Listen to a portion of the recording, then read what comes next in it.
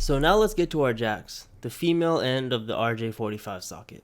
For this, I also have another piece of scrap wire that I just have laying around. It's got a connector attached to one end of it, but we're not going to worry about that just yet.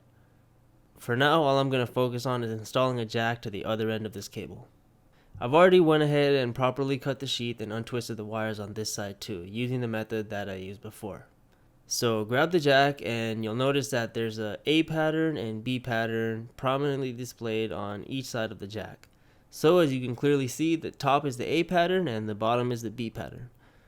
Just like with the connectors, we'll be using the B pattern. Like I mentioned, when you're doing a wiring job, you want to make sure that every single cable that you create is the same pattern. And as you already know, the installation method is the same regardless of pattern. The only difference is the actual color pattern. So like with the connector, you don't want any exposed wire between the jack and the end of the cable. So make sure the cable's within the jack like this.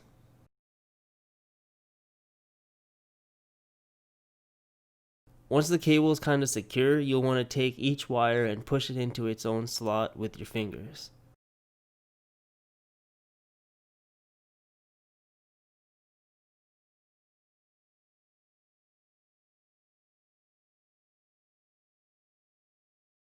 The last one, closest to the cable, could be a bit tricky if the sheath extends into the jack pretty far, like mine.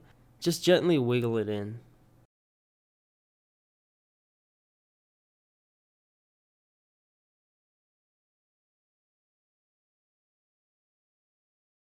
So now we've got this entire side wired. Give them a little push and make sure they're not going anywhere. Just make sure they stay in place for now. We'll be permanently securing them soon. I'm also going to cut off the ripcord before continuing.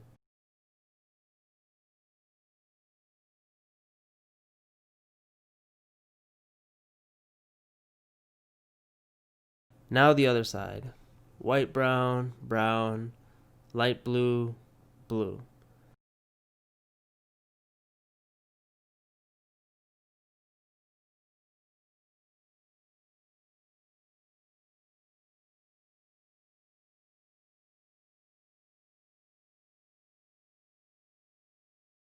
Also, try to work with the wires. I just took off the top two wires to fit the bottom two first, just because the wires were getting a little too tangled near the end of the sheath. You'll see what I mean when you're actually doing this yourself. Just try to maneuver the wires so that you're not tangling them at the end of the cable.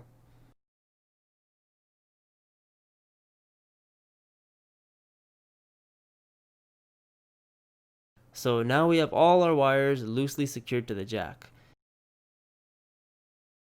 In the next video, we'll be using the punch down tool to secure our wires.